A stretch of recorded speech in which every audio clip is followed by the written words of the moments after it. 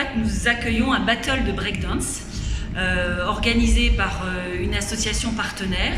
Et en fait, nous aurons sur la scène les meilleurs danseurs de breakdance du moment, avec un jury qui est hors norme. Dans le jury, nous avons notamment la championne du monde de breakdance.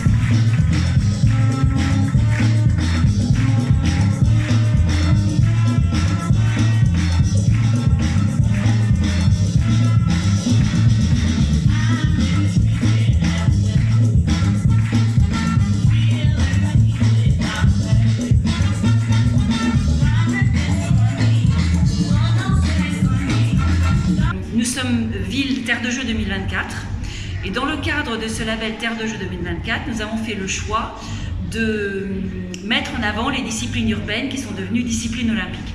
Et donc à partir de ce choix-là, nous avons misé sur un certain nombre de ces activités, les sports de glisse et le breakdance. En fait, c'est une première à Bailly-Romainvilliers. Et pourquoi est-ce qu'on a voulu travailler sur ce thème-là? C'est parce que le breakdance, notamment, est un sport qui plaît à nos jeunes et que nos jeunes de Bailly sont de plus en plus nombreux, qu'ils méritent notre attention et qu'ils méritent aussi des spectacles qui leur plaisent.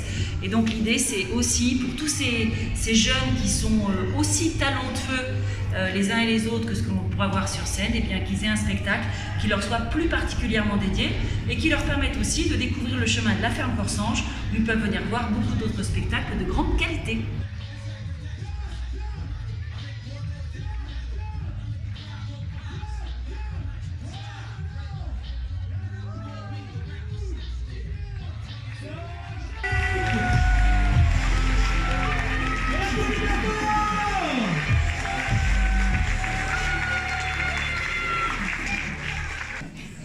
Vous êtes venus assister à un formidable spectacle, ça vous le savez, avec des danseurs de très haut niveau. Certains sont en équipe de France. Tous espèrent participer aux Jeux Olympiques et Paralympiques et être sélectionnés, puisque vous savez que le breakdance est maintenant discipline olympique. Ce qui est une bonne nouvelle, oui, bravo. Alex Schaffer, finaliste en Amérique, oui. France, Europe, continue.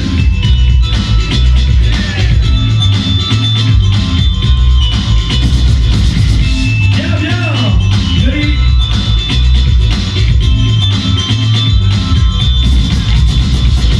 Les chats de chat.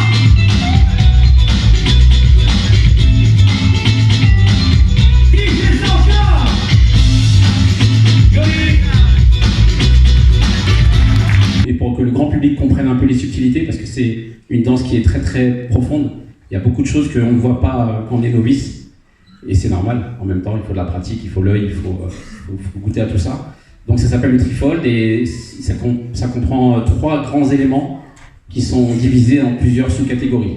C'est sur une tablette, ça ressemble à une platine du DJ, comme ça là, avec des faders, des grosses faders, vous allez à gauche, vous allez à droite, suivant des choses particulières.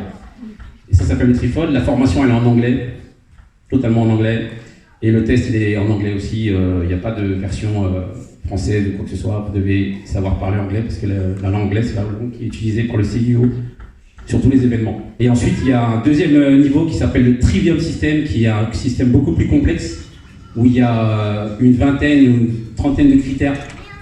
Et ça c'est vraiment compliqué, mais pour moi c'est le meilleur système. Pourquoi? Parce qu'il prend en compte beaucoup d'éléments. Et dans ce système Trivium, le côté artistique de la danse est beaucoup plus mis en avant que le côté athlétique.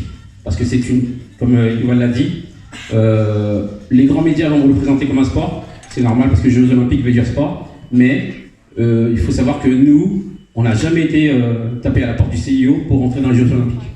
C'est le CIO qui est venu voir notre discipline pour qu'on soit intégré comme sport additionnel. Donc nous, on est une culture, on fait partie de la culture hip-hop. La culture hip-hop, il y a de l'art, il y a du rap, il y a du rap, etc. C'est des éléments d'une culture. Et cette culture va rentrer aux Jeux Olympiques dans un champ sportif, mais ça reste une culture. Et c'est pour ça que le système de jugement, tout le monde l'attendait. Est-ce qu'il allait respecter les 50 années de vie qu'a la culture hip-hop et la danse? Tout le monde en avait peur. Mais moi, je l'ai testé, franchement, il respecte ça. Et vous avez vu, j'ai jugé le championnat d'Europe il n'y a pas si longtemps que ça. La personne qui a gagné, c'est Dany, c'est un Français, du Vagabond. si vous regardez sur YouTube, marqué Danny Dan, vagabond champion au championnat d'Europe, il y a des gens qui sont beaucoup plus athlétiques que lui, qui vont faire des mouvements beaucoup plus, on va dire, spectaculaires à l'œil, et ça c'est normal, mais ils n'ont pas gagné ces gens-là. Pourquoi? Parce que Danny, il a su allier ses qualités physiques, ses qualités athlétiques, son imagination, sa musicalité et son côté artistique. C'est-à-dire qu'il nous a fait voyager, il nous a fait partager des sentiments, il nous a fait partager une certaine vision. Et nous, c'est ce qu'on veut que ce soit. Il faut que le grand public comprenne ça. Parce que je sais, là, je connais la force des médias, on connaît tous la force des médias, ils vont vous dire c'est un sport, c'est un sport, c'est un sport. Non, ce n'est pas un sport. C'est une pratique culturelle qui rentre dans le champ sportif olympique et c'est super. Pourquoi? Parce que c'est une nouvelle plateforme et ça va permettre à des jeunes, notamment des jeunes qui sont ici que vous voyez, qui vont grandir avec des sponsors, qui vont grandir avec des villes qui vont leur donner des moyens. Voilà, il y en a qui sont athlètes de haut niveau, qui s'entraînent à l'INSEP. Donc c'était des choses qu'on n'avait pas à l'époque. Nous, c'est une culture qui vient de la rue. Donc c'est une certaine reconnaissance, mais on ne veut pas perdre notre essence et notre âme à travers cette reconnaissance. Et j'espère que les générations futures, en tout cas moi j'y veille, mais en tout cas j'espère que ceux qui seront après moi, et bien après, veilleront à respecter cette culture et à être, et la définir comme elle est, c'est-à-dire une danse, avant tout une danse.